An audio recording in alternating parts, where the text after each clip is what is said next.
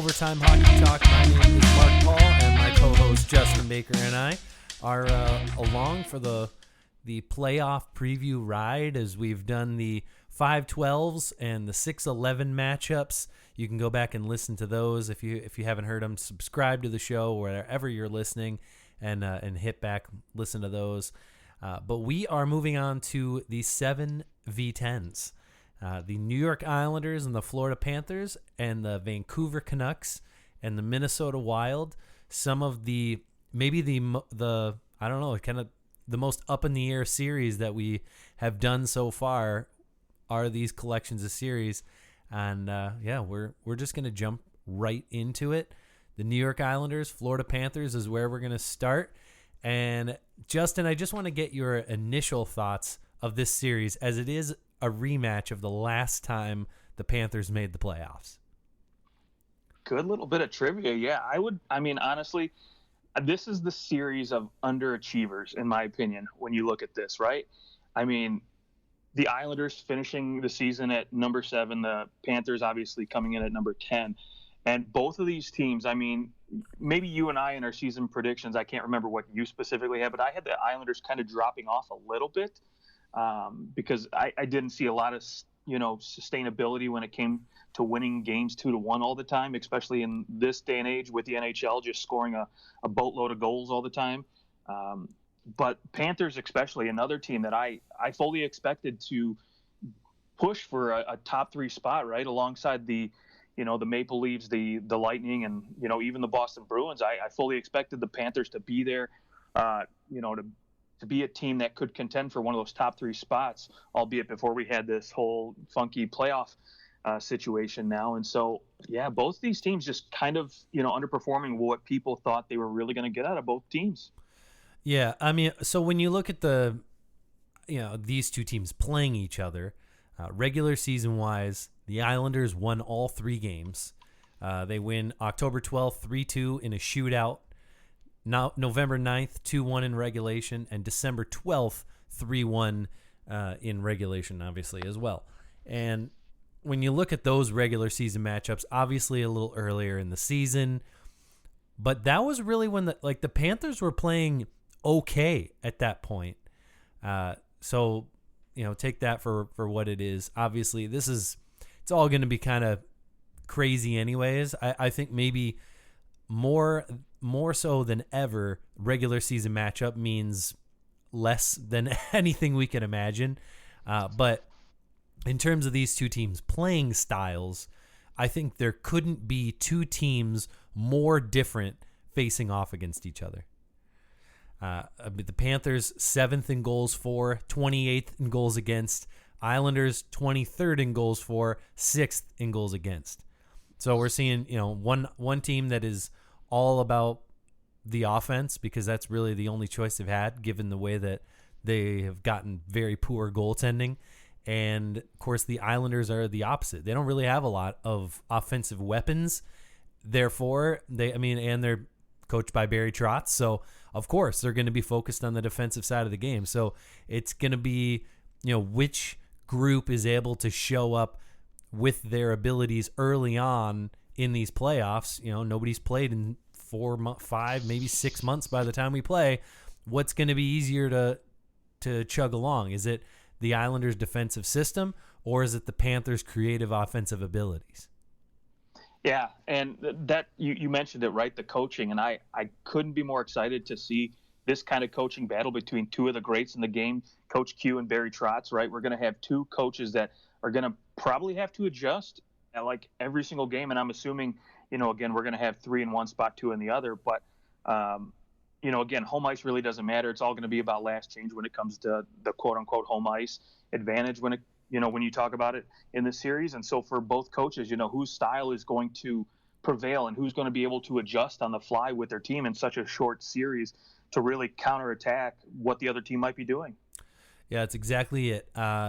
I think let's go through the different positions as we've done on all of our other pre-series rankings. It started pouring outside my window, and it just distracted me for a minute. But our previews, So we went forwards, defensive, goalies. I want to start at the defensive position because I think for the Islanders it's one of the most important spots, especially given the way that they play. I know they play a great all-team defense, but the Islanders acquired Andy Green at the trade deadline. It was, maybe it slid under the radar a little bit. Andy Green isn't exactly the Andy Green that, we knew maybe 5 years ago, but he's still a serviceable defenseman.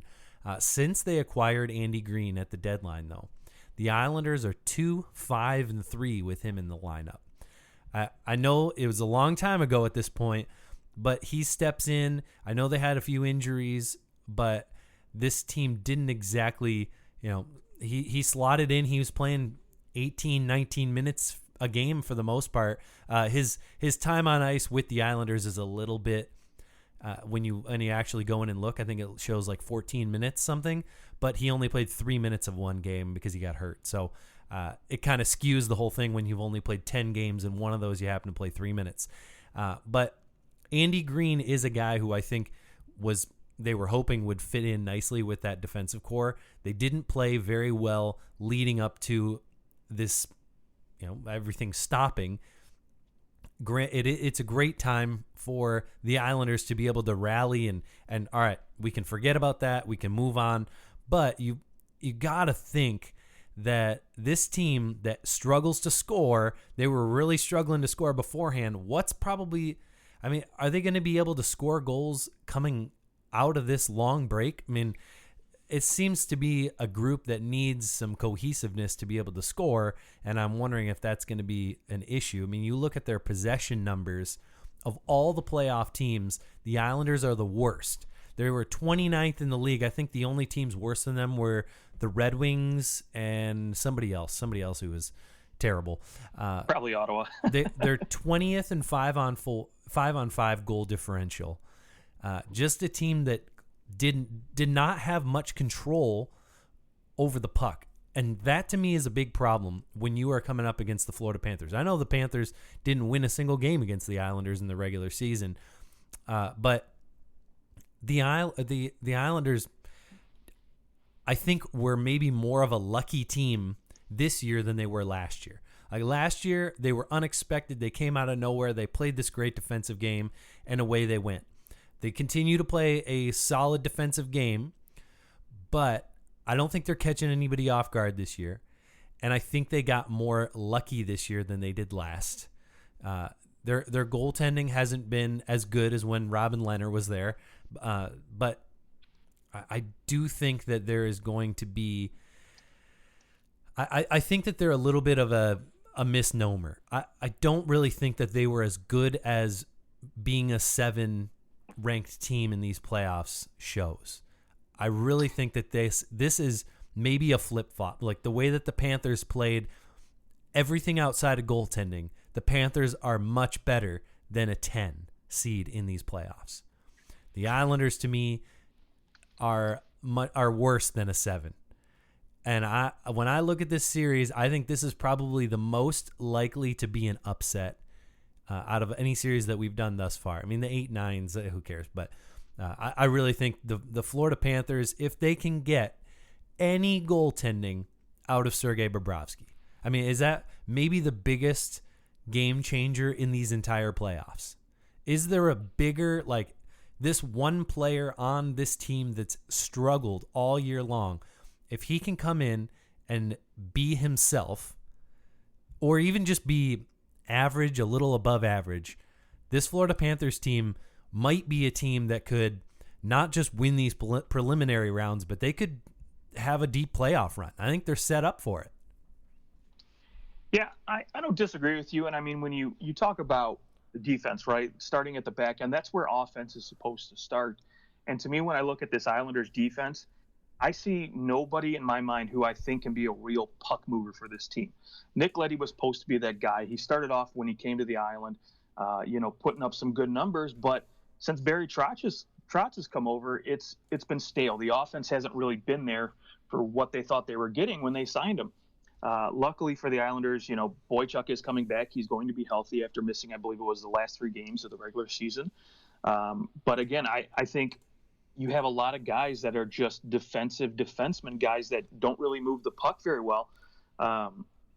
There's no one that stands off the page to me, and I think when you look at this team as a whole, right, that's kind of their mantra, right, just playing defense. And so if push comes to shove and they have to match up goal for goal with the Florida Panthers, it's going to be a nightmare. I mean, again, we talked about it. Florida's got a lot of talent up front, a lot of guys that can score some goals.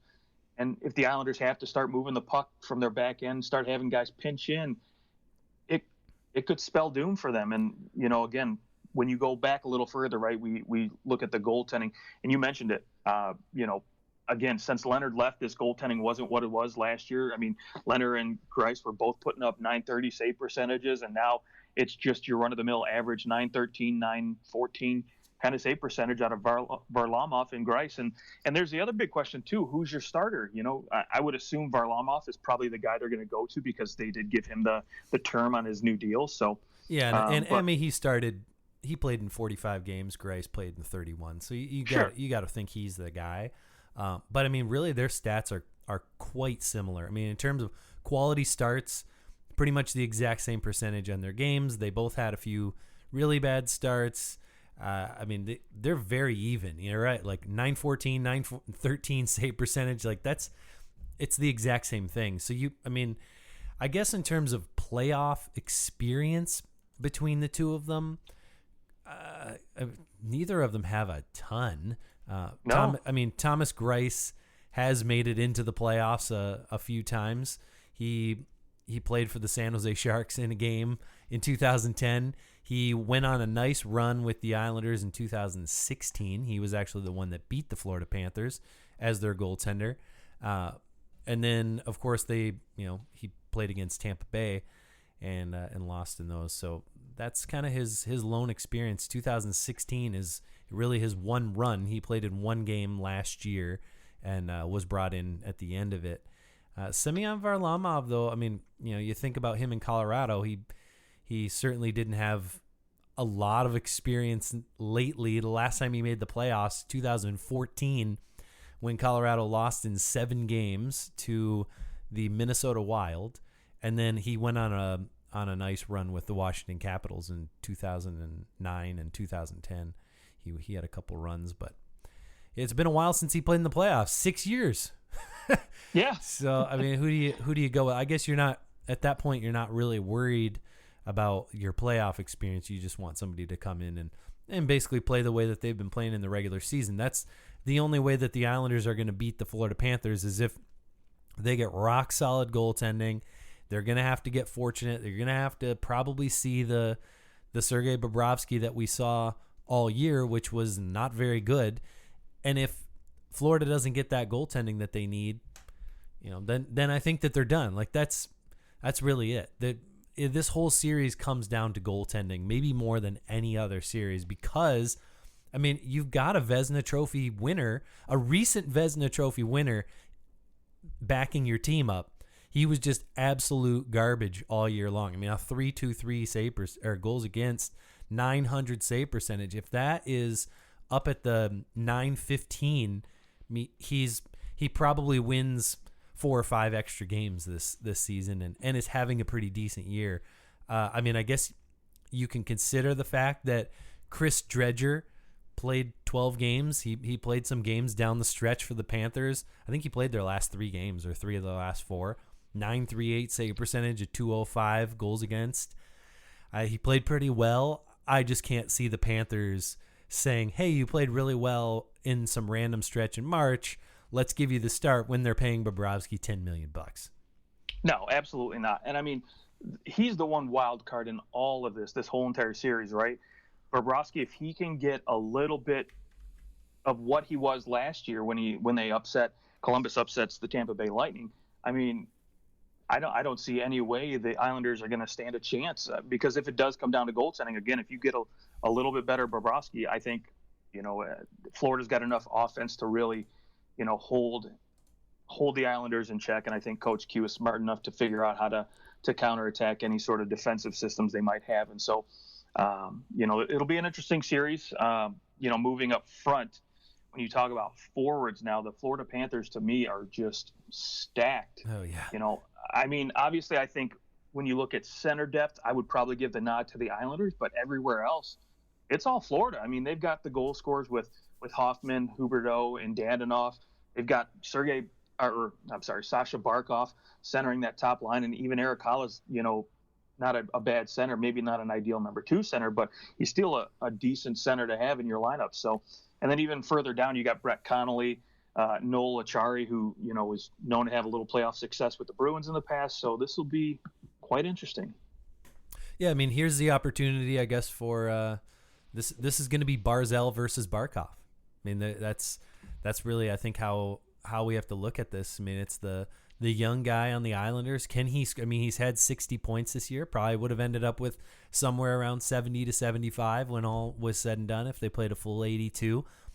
Outside of him, there's not a whole lot of goal score or a point getting for this Islanders team, and I think that ultimately is going to be their downfall. I mean, you look at the Panthers; they had basically 3 guys with over 60 points right now, like through the end of the year.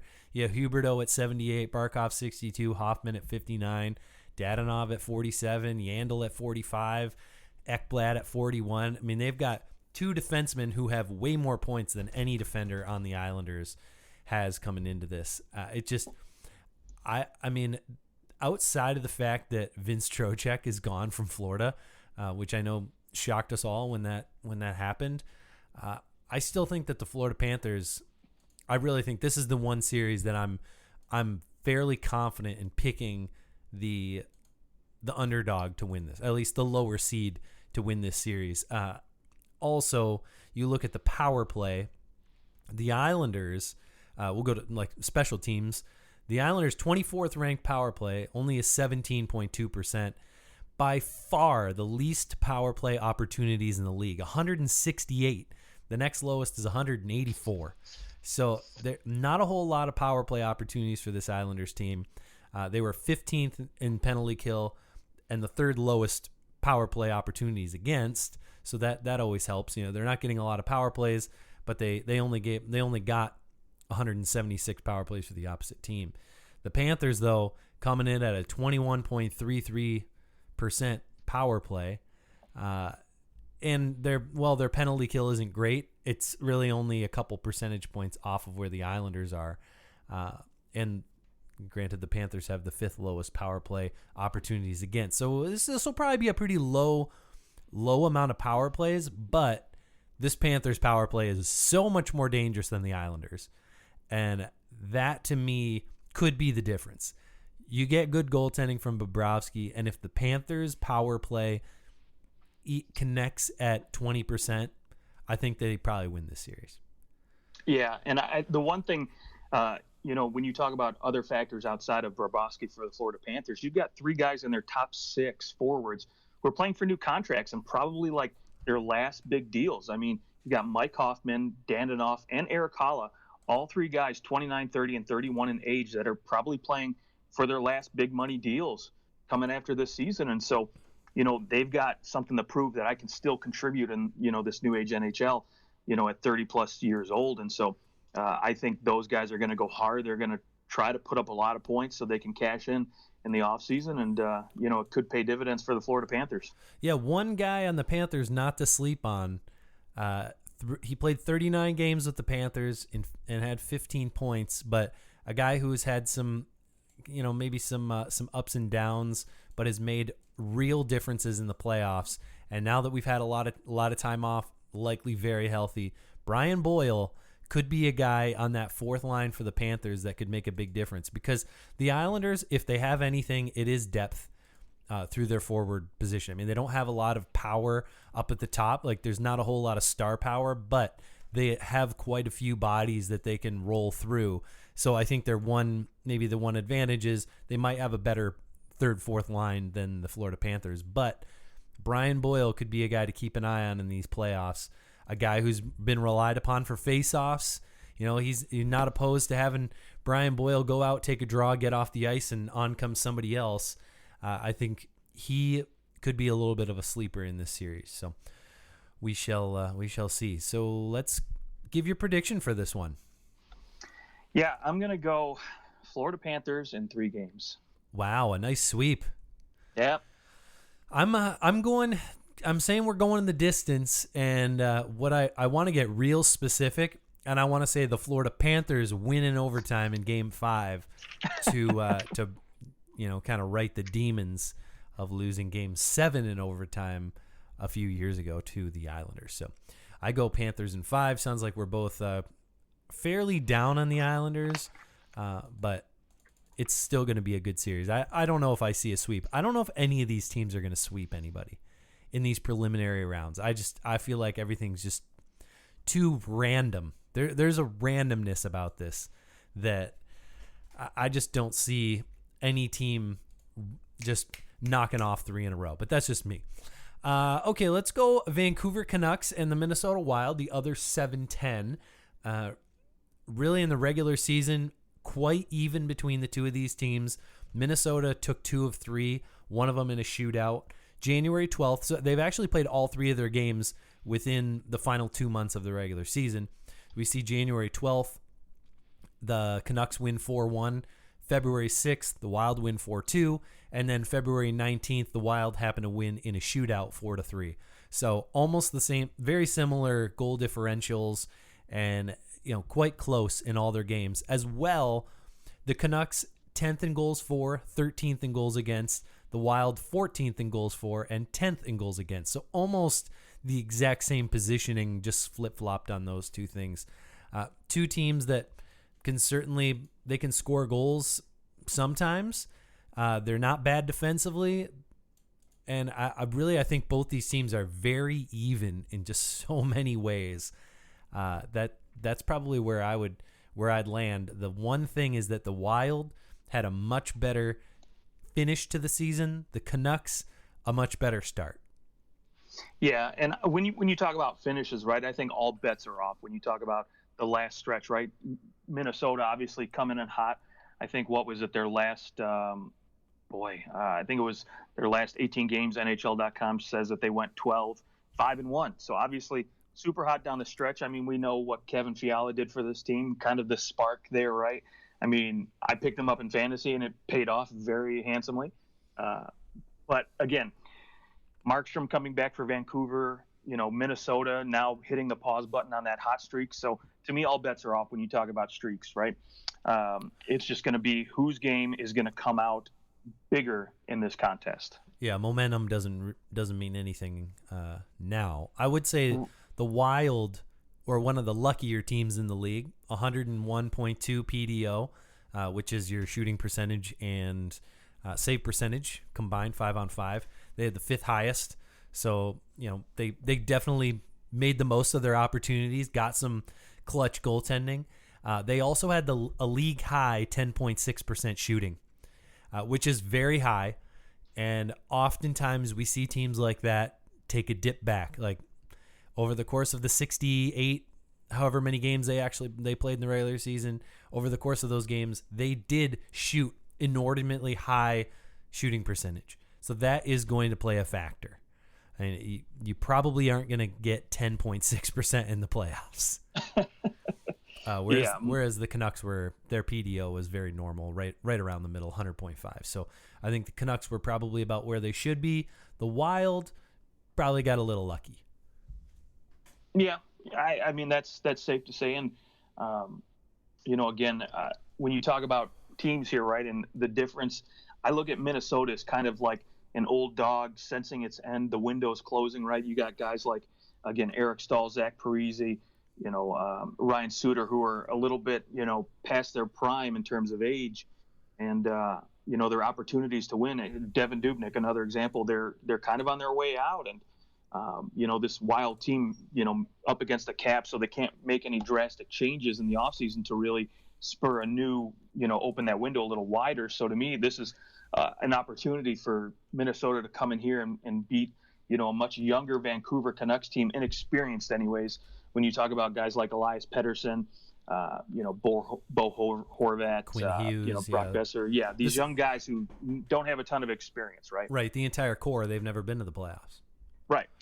Yeah, I mean, I'd say when I look at Minnesota's defense, Obviously, but like Minnesota's defense is their top four is one of the better top four in the league. I think like Ryan Suter, Matt Dumba, when they're healthy, they're both phenomenal defensemen.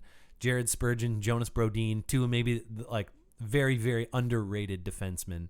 And I'd say in terms of being playoff tested, this Minnesota Wild defense in particular has so much experience. They're so much more tested. And I look at, all right, let's look at matchups. Like who's going to be on the ice the most for each of these teams? Well, it's going to be Ryan Suter and Matt Dumba. On the other side, you're going to see a lot of Quinn Hughes. And, you're going to see a lot, I guess you're going to see a lot of like a Tyler Myers or an Alexander Edler, Tanev.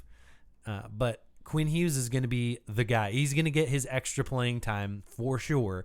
And he's going to be going up against these other guys who aren't as good offensively. Quinn Hughes is the best offensive defenseman in this series. But is Matt Dumba the best defenseman in this series? And how much of a difference does that make? Yeah, I mean, there's no doubt, right? When you talk about it, Quinn Hughes coming off that tremendous Calder season, whether or not he'll get the trophy is yet to be seen. But to me, I would probably put my money on Ryan Suter being the best defenseman in the series. I think overall, obviously Dumba is probably the better defenseman, but I think Ryan Suter is going to be the guy. He's going to be the better defenseman out of all 3, 6, however many defensemen you want to throw in the pot. He's going to be the guy for me that I'm going to look to and say, okay, you got to lead this group because, again, Minnesota, to me, you talk about the shooting percentage. I don't think they're going to be such a high goal-scoring team, and so they're going to have to rely a little bit more on those veteran defensemen to really kind of lead the way and I think, lead the offense as well. And so, to me, I look at Ryan Suter and think that he's going to be the go-to guy for me. Okay, yeah, I mean that's I think that in this situation where now we've gotten a lot of rest, like Ryan Suter could play 35 minutes a night, and that's not an exaggeration. Absolutely, especially in this shortened series, you're going to see a lot of Ryan Suter. I think you'll see a lot of Matt Dumba too, but it's going to be interesting. It really is the like veteran kind of the team that this is really maybe a last hurrah for this team. They were lucky. I mean, let's face it, they're lucky to get in. They probably wouldn't have gotten into the playoffs. They've got some guys with stuff to prove. I mean, Eric Stahl, here's your chance at the playoffs. Zach Parise, we know what he can be when he's very healthy. And maybe this is Zach Parise's opportunity to do something that he hasn't been able to do. Go to the playoffs fully healthy. And then you've got Mikko Koivu. He's a UFA at the end of the year. Maybe Alex Galchenyuk. We talk about the previous series where guys in the Panthers they're out to prove a contract. Who in these playoffs needs to prove themselves more than Alex Galchenyuk?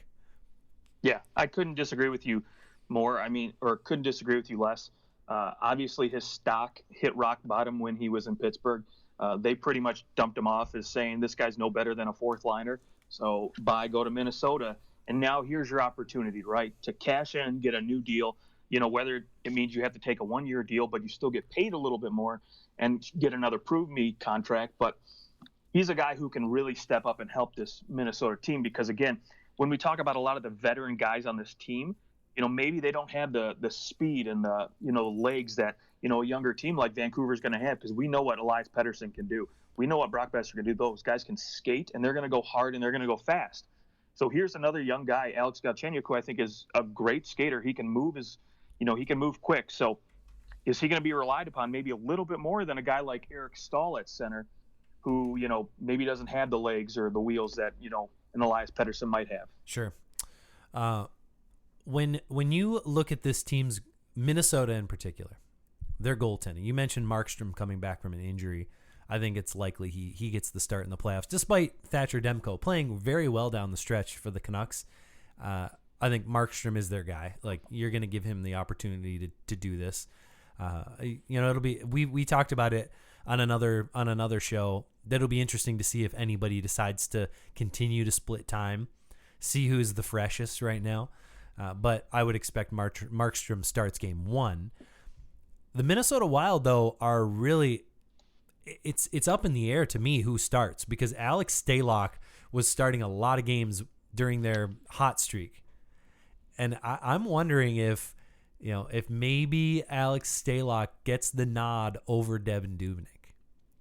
I mean, yeah, this will really be interesting. I mean, like you said it, Stalock was coming in hot. He was playing really well, but Dubnyk's proven in the playoffs that, he can really hold his own, and he can help carry a team down the stretch. So, who's going to be the go-to guy for Minnesota? I don't really know. And not to mention that, but they've got this guy who just won the AHL Goaltender of the Year, Kaapo Kokkonen, a .913 save percentage in 5 games, looked really, really good, did not look uncomfortable or out of place in my opinion. So he's a guy that I know Minnesota wants to use in the future and wants to be their goaltender of the future, but maybe do they give him some time? Do they let him start the playoffs and say, hey, we got in, we maybe shouldn't have been in the playoffs this year, so let's just roll the dice, see what we got out of this guy, because obviously Dubnyk is, getting up there in age. He's not going to be here for, much longer. So let's go with the guy of the future here and see what he can do for us. That would be a pretty interesting turn of events if that right. if that were to happen. I mean, yeah, Dubnyk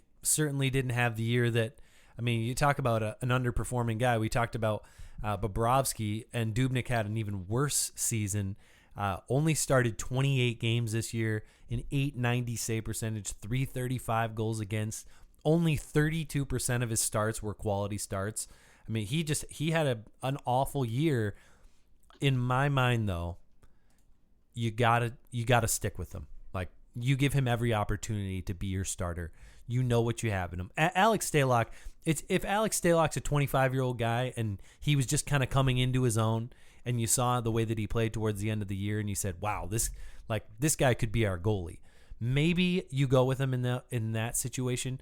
He's 32 years old. I mean, he had a good little stretch of games, but I think you know what you're getting with Alex Stalock. It's very average goaltending at best, but Dubnyk does have the ability to have a 925 save percentage and really show up for these playoffs. I would expect that Dubnyk is going to get the benefit of the doubt, and we'll see what happens here. I mean, what do they really have to lose? They're the 10 seed. If they don't win this round, they're going to get a high draft pick. And that, frankly, is probably more what Minnesota needs anyways. But if they're going to win the series, they're going to win with Devin Dubnyk. I don't think they're winning it with Alex Stalock. No, I don't disagree with you when you talk about Stalock versus Dubnyk. I would definitely go with Dubnyk over Stalock because, one, obviously Dubnyk's got more playoff experience, and he's shown that he can show up in the playoffs. But on the flip side, to me, that wild card is that third goalie in Kakkonen.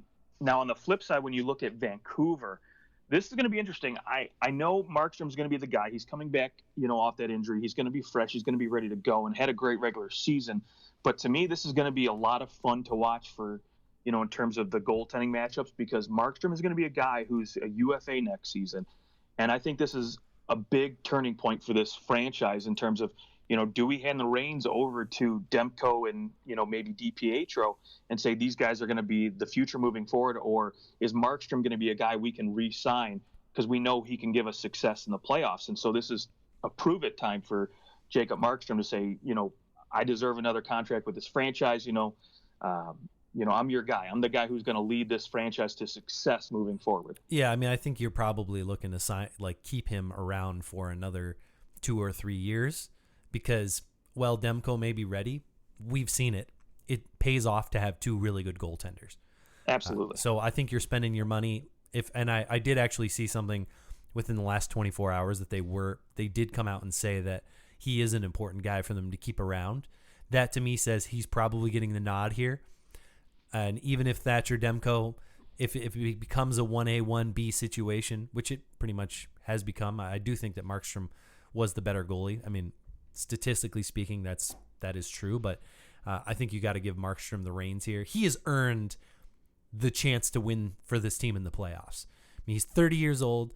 He was traded here a long time ago from the Panthers, and this is his chance. I mean, I think he was traded for Roberto Luongo, right? He was, maybe. Yeah. I mean, he's played a lot of games for the Canucks over the last 5 seasons. He's been their starter, and I think that, yeah, again, he deserves to maybe have some success with this team, and it's good to see. So I'm thinking that he is the starter for the playoffs for the Canucks, and then Dubnyk for the Wild.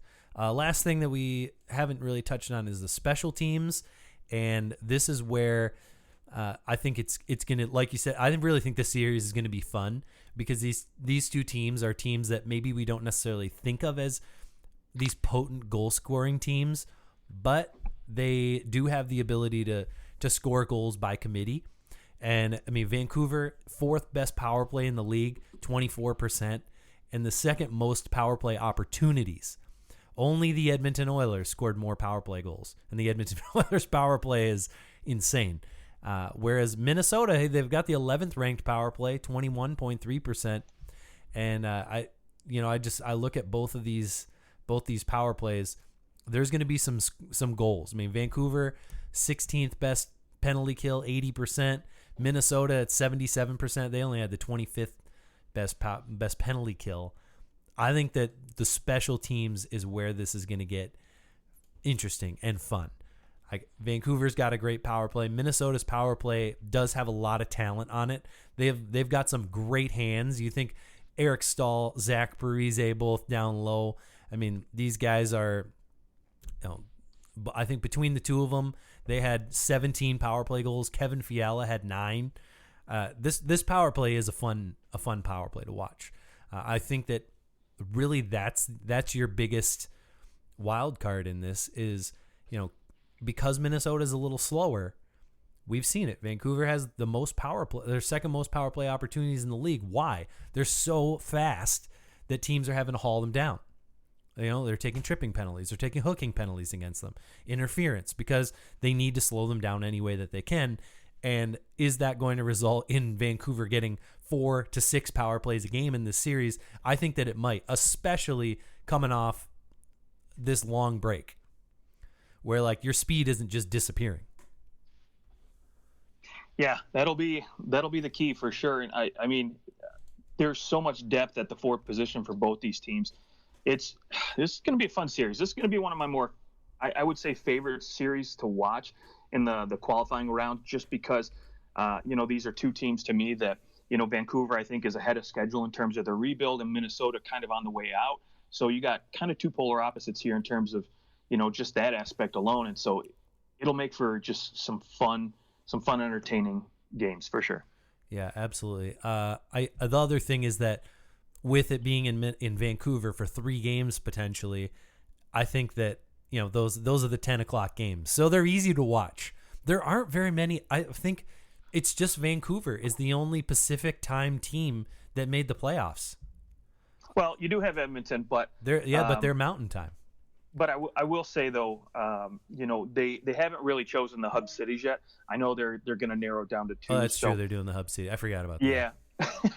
But I do think right now Edmonton, from everything I hear, is Edmonton or Las Vegas are going to be one of the leading candidates for a city, and it really depends on, again, whether or not that whole border issue with U.S. Canada, if they let these guys go over or not, without any 2-week quarantines, that sort of stuff. So I think regardless, you're going to have one West Coast city, and a team like Vancouver, they'll probably throw that series out there just because they want to try to get those fans that are going to stay up in Vancouver to watch this. Yeah, that'll be interesting to see what ultimately happens. We know players are starting to practice again, so that's a good sign. I think we're still probably a little ways away from seeing actual live hockey, probably minimum 8 weeks away from seeing the playoffs begin. But we are going to have the draft lottery that's coming up in a couple weeks, so we'll keep our ears on that and watch what happens. I know that as a Red Wings fan, you're going to be hoping that the odds go in your favor this time.